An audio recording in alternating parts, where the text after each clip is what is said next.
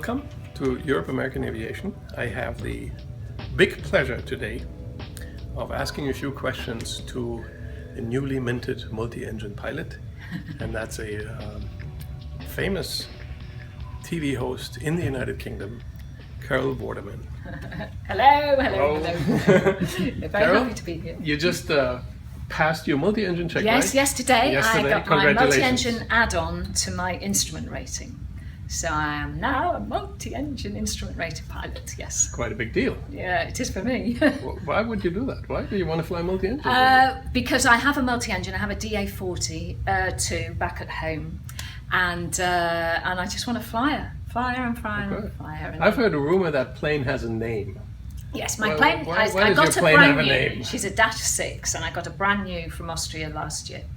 And I call her Mildred, after a very famous aviator in the 1930s called Mildred Bruce, who was British. Half American, actually. Her mother was American, but she grew up in England, and she was a world-famous racing car driver. And then she decided, after Amy Johnson had flown from London to Australia and become very famous, that she was going to fly as well. So 6 weeks after starting to learn to fly, she flew a little biplane all the way around the world. She was the first woman to do it, but because it was such a small plane, she couldn't get across the oceans. But she's logged down as the first woman ever to do it, apart from the ocean. Just put it on a boat. So you're going to do the same? You fly from London to Australia? I'm going to fly all the way around the world, but I'm going to complete her journey for her. So she had to stop in Japan, put it on a boat, went to Vancouver. So I'm going up to Kamchatka and then Aleutian Islands, Alaska, down and to Greenland, Iceland, and back home. Yeah. Well, that's pretty fascinating, but obviously we are interested in the part of training as Yes, well, which because is we're a critical. flight school here. Yeah. And actually you went, you're obviously living in the United Yes. Kingdom, but you went to the United States for training. Yes, to I did. Europe-American Aviation, I might Absolutely. add. Yes, that's right. Yeah. Well, it's not easy learning to because schools are very, very different. You know, you can get the really big schools, you can get the medium-sized schools, which I think is where I'm probably most suited, or you get the one-man bands. And I got my PPL at a great school in Gloucester, in England, lovely school. And then I started flying my DA40. And then, of course, the autumn happened and the clouds came down and it rained for months and months, so I couldn't get up. So I started to try to get a competency-based IR over in England. But that's just difficult. It's just, everything was just difficult. So I thought, oh, God, okay, what am I going to do? I need to go somewhere where I can just fix my head on it, because instrument rating is not an easy rating to get. So I came over here, as you know, last sort of April time, and spent 6 weeks here doing the theory as well as the flying. Let me interrupt you there that. for a second. Yeah. Because that might be interesting for the people who look at that. Yeah. We have a lot of Europeans here who train with us. Yes. How did you come up with deciding you're going to go to Naples, Florida? You're going to Okay, go well, specifically point, to actually. Europe-American. Well, I really wanted to learn in a diamond, Right. which obviously are the Yeah, aeroplanes that because you you have fly, airplanes. because they're lovely aeroplanes. And I wanted to go somewhere where the weather was going to be more or less guaranteed so that I can get up there. And even with the instrument rating, I know obviously the point of it is that you learn to fly in clouds. I understand that. Yep. But nevertheless, having gone through it at home, it's just very, very difficult, I found. So I contacted Diamond over in Austria, and they recommended your school, and also my friend who runs Flyer magazine back home, he also gave a big thumbs up. So I thought, right, in for a penny, in for a pound, and or a dollar, and over I came, and I'm really glad I did. Really glad I did. So what are the pros and cons? Would you do it again?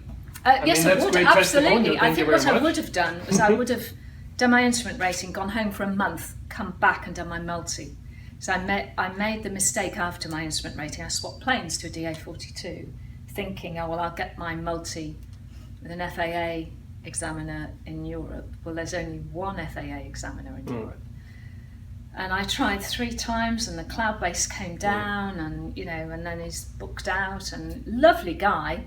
But it was just, when am I ever going to do this thing? So that's when I booked to come back here and to get the multi-engine add-on, which I got yesterday.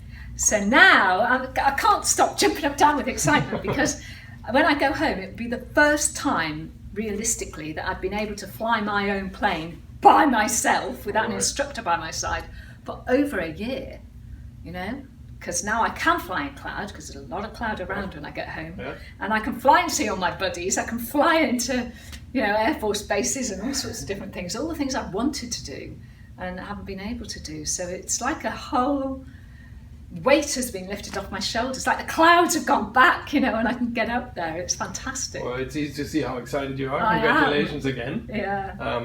You told me when we talked about this at a different time, you told me that you really were so interested in flying that you always wanted to fly since you were a little girl. Really. Yes, I did, yeah. So what would you recommend a young person that wants to fly nowadays? I would say just do it as soon as you can. I haven't many regrets in life. I mean, I'm 55 now and you know, I've lived a life, and there are some things I think, oh God, I wish I hadn't done that. But in terms of where I feel as though I missed out on a great big bundle of joy was coming to this late. So I didn't get my PPL until 2 years ago, and I wish it would have been 22 or 32 years ago, because the joy I could have got from flying, you know, for all of that time, and I missed out on it. It is a regret. It's my biggest regret, actually. Right. Yeah. Well, but you corrected that. I've Obviously. corrected it now, so now now I've got to keep healthy enough to fly for 20 or 30 years. I assume we'll hear about that when you fly all over the world. Yes, I'll tell everybody. All right.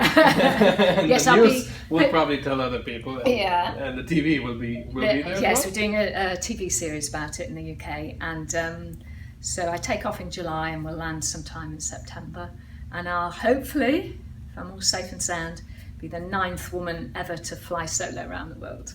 Great. Yeah. Well, good luck with that. Thank you very much. Thank you, Carson. I'll be back for my CPL, by the way. Oh, great. We're looking forward to that. Carol Vorderman, thank you very much. Okay.